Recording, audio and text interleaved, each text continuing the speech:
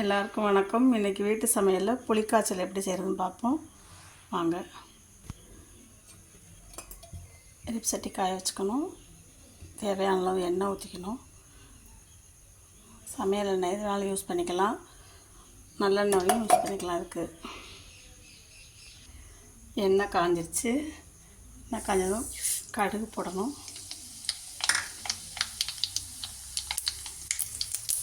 உளுந்தம்பருப்பு,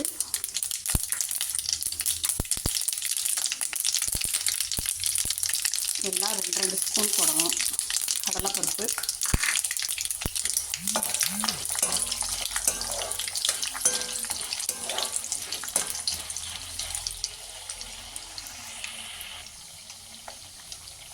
இப்போ மிளகாய் போடணும்.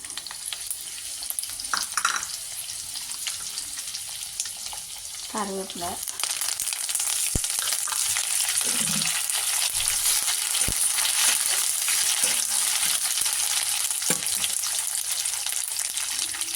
பெருங்காயத்தூள்.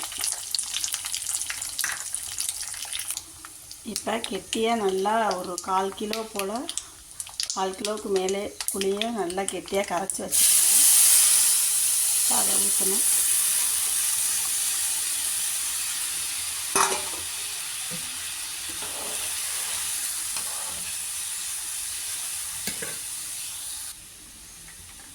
மஞ்சத்தூள் போடணும். உப்பு. இது நல்லா கொதிக்கணும். கொதித்து நல்லா வற்றணும்.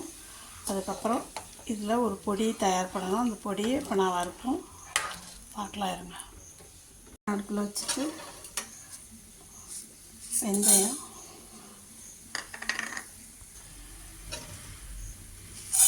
மல்லி, மிளகாய், கடலைப்பருப்பு இதெல்லாம் பொடி பண்ணிக்கணும்.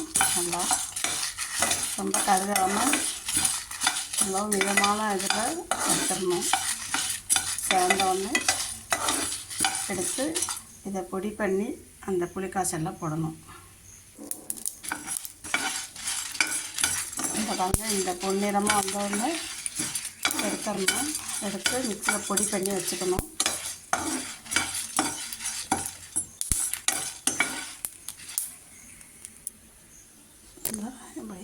பொடி பண்ணி வச்சுக்கணும்.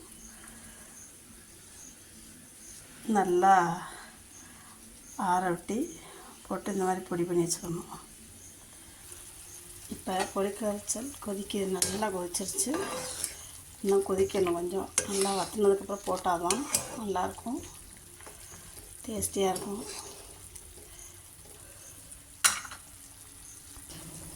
இப்போ திக்காயிருச்சு. இந்த பொடி நுணுக்கி வச்சனால அதை போடுறோம்.